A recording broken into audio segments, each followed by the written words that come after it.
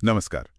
आज हम Neville Goddard की एक बहुत ही प्रभावशाली किताब है जागरूकता की शक्ति, उस पर थोड़ी बात करेंगे। हाँ, द पावर ऑफ अवेयरनेस। बिल्कुल। तो उनका जो मूल विचार है वो ये कि हमारी जो चेतना है, हमारी जागरूकता, वही हमारी दुनिया को, हमारी हकीकत को बनाती है। सही कहा। तो आज हम कोशिश करेंगे कि उनके कुछ खास सिद्धांत जैसे मैं हूं या आई एम, हाँ, फिर चेतना, और एक सिद्धांत है अजम्पशन, जिसे हम कल्पना या शायद धारणा कह सकते हैं। धारणा शायद ज्यादा सही रहेगा। हाँ, धारणा।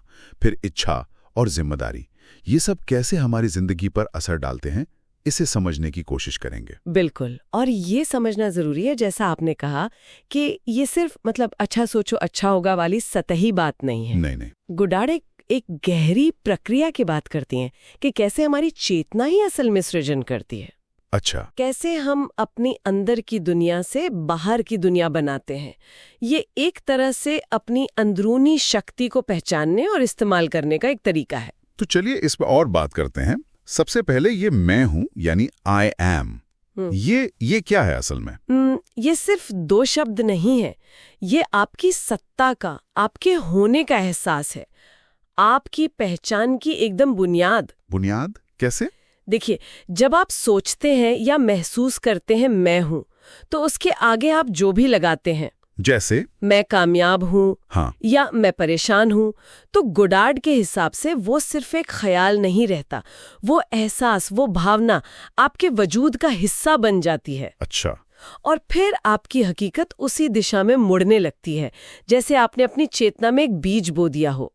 बात सिर्फ शब्दों की नहीं, उस गहरे एहसास की है जो मैं हूं से जुड़ा है। ठीक है, तो ये जो एहसास है ये सीधे सीधे चेतना से जुड़ा है ना? बिल्कुल। तो गोडार्ड चेतना को कैसे देखते हैं? क्या है उनके लिए चेतना? गोडार्ड के लिए तो चेतना ही सब कुछ है।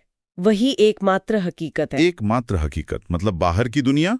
वो सब इसी चेतना का एक प्रतिबिंब है, एक अभिव्यक्ति। इसीलिए वो कहते हैं कि अगर बाहर कुछ बदलना है तो पहले अंदर बदलो, अपनी चेतना में। कोई उदाहरण है इसका? हाँ, जैसे वो एक कहानी है एक बच्चे की जो बहुत गरीबी में पला बढ़ा, लेकिन वो लगातार खुद को एक कामयाब बिजनेसमैन महसूस करता रहा। हाँ, उसकी कल्पना में, उसके एहसास में वो वही था। नतीजा क्या हुआ?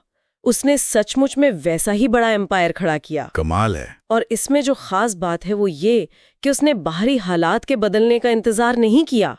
उसने पहले अपनी अंदर की अवस्था बदली और बाहरी दुनिया ने फिर क्या कहते हैं उसे फॉलो किया। ये वाकई सोचने वाली बात है कि अंदर का एहसास बाहर की हकीकत बन सकता है। हाँ। तो फिर ये जो अगला सिद्धांत है अजम्पशन, धारणा, उसका क्या रोल है इसमें? यहीं पर बात और गहरी हो जाती है।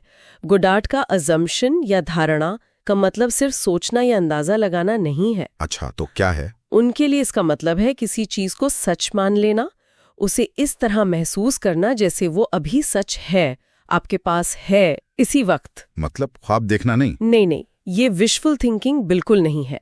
ये है अपनी इच्छा के पूरे होने की जो अवस्था है, उसमें दिमागी तौर पर, एहसास के तौर पर जीना। जैसे वो कहानी है उस लड़की की जिसे नौकरी नहीं मिल रही थी। हाँ, मैंने पढ़ा था शायद। तो उसने सिर्फ नौकरी की इच्छा नहीं की, उसने रोज ये महसूस करना शुरू किया कि उसे नौकरी मिल चुकी है, वो उस ऑफिस में है, काम कर रही है, वो सब एहसास। अच्छा, उसने वो जीना शुरू कर दिया। बिल्कुल। और कुछ ही हफ्तों में वो हकीकत बन गया। तो यहाँ धारणा का मतलब है इच्छा पूरी होने के एहसास को सच मानकर उसमें जीना। पहले एहसास फिर हकीकत। कमाल है। लेकिन इच्छाओं का क्या? डिजायर, क्या हर इच्छा पूरी हो सकती है? क्या कहते हैं गोडार्ड? कि उसके पूरे होने की संभावना और क्षमता दोनों आपके अंदर मौजूद है। अच्छा। ये ऐसा है जैसे वो चीज पहले से ही एक अनदेखे रूप में मौजूद है और आपसे कह रही है कि मुझे प्रकट करो। दिलचस्प। जैसे वो किसान वाला उदाहरण है ना, जिसके पास विदेश पढ़ने के पैसे नहीं थे। हाँ। पर उसके अंदर इच्छा इतनी मजबूत थी और उसने उस पर इतना गहरा यकीन किया, उसे सच मान लिया कि उसे स्कॉलरशिप मिल गई। अच्छा। तो इच्छाएं एक तरह से हमें रास्ता दिखाती हैं कि हमारी चेतना किस ओर बढ़ना चाहती है। वो हमारी छुपी हुई क्षमताओं का इशारा है। तो अगर हमारी चेतना, हमारा मैं हूं का एहसास, हमारी मानी हुई बातें, हमारी धारणाएं और हमारी इच्छाएं, ये सब मिलकर हमारी दुनिया बना रही हैं, हाँ, तो इसका मतलब तो सीधा से ये हुआ कि हम ही अपनी जिंदगी के लिए जिम्मेदार हैं पूरी तरह से। बिल्कुल। और यही गोडार्ड का कह सकते हैं आखिरी और सबसे अहम विचारों में से एक है, जिम्मेदारी, रिस्पॉन्सिबिलिटी। और ये आजाद कैसे करती है? जिम्मेदारी तो बोझ लगती है। नहीं, गोडार्ड के अनुसार यही वो सच्चाई है जो इंसान को असल में आजाद करती है। जब कोई ये मान लेता है कि वो बाहरी परिस्थितियों का शिकार नहीं है, बल्कि उसकी अपनी चेतना, उसकी अपनी मानी हुई धारणाएं ही उसकी हालत बना रही हैं, तो फिर दूसरों पर दोष डालना बंद हो जाता है। सही बात है। शक्ति बाहर से अंदर आ जाती है।